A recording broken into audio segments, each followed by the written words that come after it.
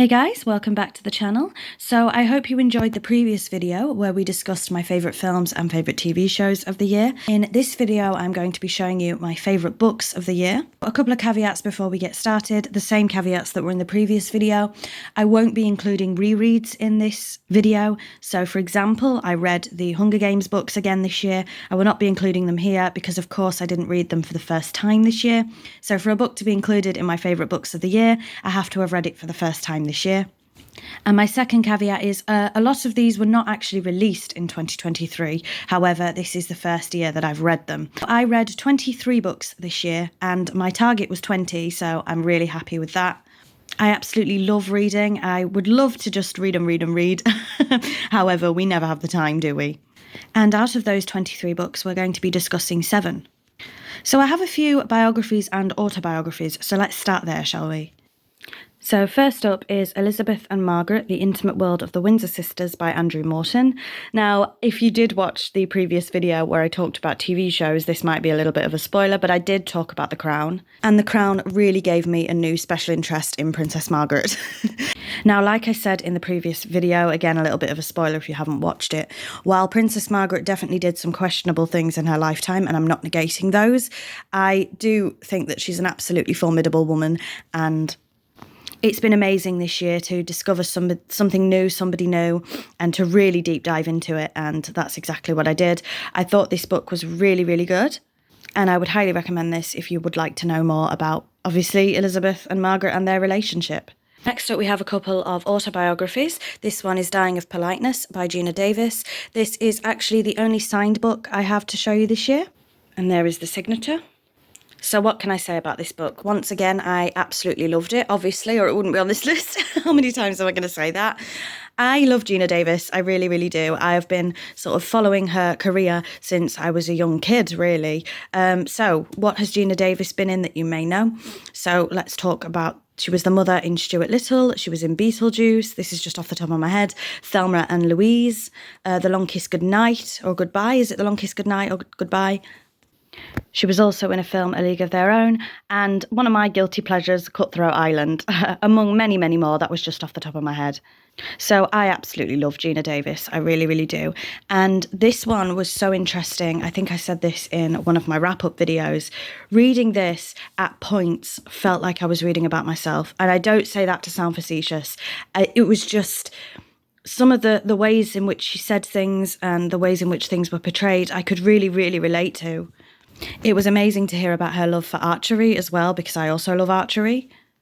And like I say, there was just something for me that was so relatable about Gina's story, this memoir going through her career and other things. It was just so relatable. That's the only word I can use, I think. Up next, we have another autobiography, which is Tom Felton, Beyond the Wand. I absolutely loved this one too. I'm going to say it every time, aren't I?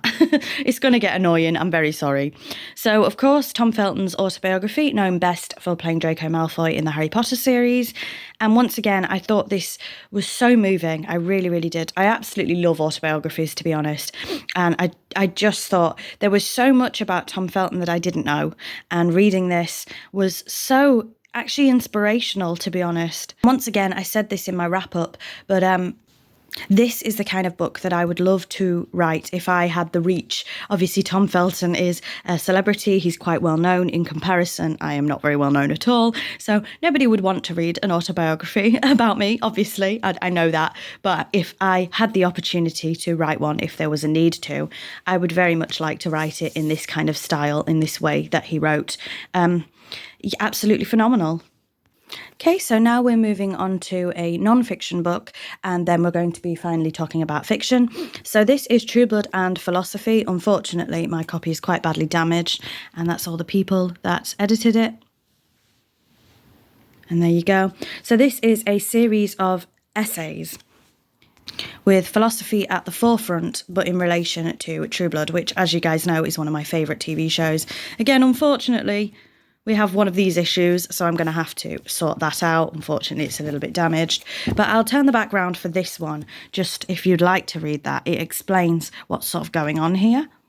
And I really love the idea of these sort of pop culture books because I had very little interest in philosophy before reading this. And now I really enjoy philosophy. So it's getting people into a medium that they perhaps had no knowledge about or didn't really care for, using pop culture. There's a lot of courses that do this as well. There's a course that's about Buffy the Vampire Slayer, for example. There are now Harry Potter courses. And it sounds really silly to study those things, but it really does give you an insight into the medium, whether it be philosophy, history, perhaps even geography, you know, anything like that. And I just think it's really clever. Now, what's so special about this book is I actually bought it secondhand on eBay, and I don't know if I mentioned this in my wrap-up, but it's absolutely covered in somebody's notes because I'm imagining they were a philosophy student, and normally I hate books that have things in them, you know. I don't like my books defaced, I don't like my books written in, I don't like them highlighted. However, I will make an exception for this one because you could tell somebody has, well, you know, this is really well loved, it was used in their studies, and I've got their notes and sort of a little insight into their mind. I have no idea who they are. I'd love to find out who they are because I want a discussion with you. But it's something that's really special, and I will treasure this, and so, you know, just like someone else treasured it. Finally, we're on to fiction books, and we have Sharp Objects by Gillian Flynn. I absolutely love Gillian Flynn's writing style. So prior to this year, I had only read Gone Girl, and I've now read Sharp Objects, and I will show you the blurb here. Now, for this book, Gillian Flynn's writing in general, I would say all the trigger warnings under the sun. Genuinely, there's so much in her books, but I absolutely adored Sharp Objects, and I might as well bring you the next one in because it is Dark Places by Gillian Flynn as well, and I'll turn this around and do the blurb for this one. I think I preferred Dark Places to Sharp Objects. My favourite is Gone Girl out of the three, but I cannot wait to read more of Gillian Flynn's work. I really hope that she releases a book soon. I cannot wait. I just think her writing style just resonates with me. I love it. So like I say, her books are not for the faint-hearted. They are serious stuff, but if you do enjoy things like this, then I would highly recommend Gillian Flynn's work. And of course, I'd get some stick if I didn't include this. The final book in this list is A Court of Thorns and Roses by Sarah J. Maas. Now, I'm going to be honest with you. So, of course, I started the Court of Thorns and Roses series this year.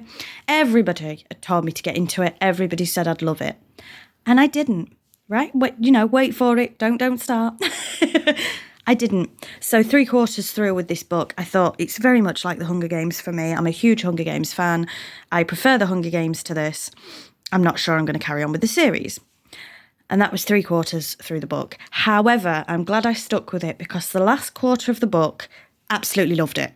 So I am currently reading the second book, which I'm hoping to have finished by the end of the year. So you'll hear a lot more about the Court of Thorns and Roses series next year, I would say, because I'm only on book 2 of 5. And I think the 6th one's coming out at one point soon, isn't it? I can't remember. But I would say for A Court of Thorns and Roses, it took me a while. I think if I'd have read this and put it down at the first quarter, I'd never have picked it back up again, honestly. I think this one, it's quite a hard introduction, I would say. I know that sounds a bit, but it's not easy to get into. I didn't think anyway. However, once you're in, if that makes sense. And now I am sort of a quarter of the way through, maybe halfway through the second book, and I'm devouring it, you know? So I'm glad I stuck with this series. I'm really, really glad. I wish that I'd have been hooked from the start. There's some books that I am just hooked from the first page, you know. This one took a little bit longer, but I am glad that I stuck with it. And like I say, you'll hear my thoughts more about this series as next year goes on. So that was my favourite books of the year. Please let me know what your favourite books of the year are. Like I said, in terms of the rest of this year, there will be potentially a Christmas haul and a January wrap-up. No, a December wrap-up. So thank you very much for watching, and I'll see you all soon. Bye-bye.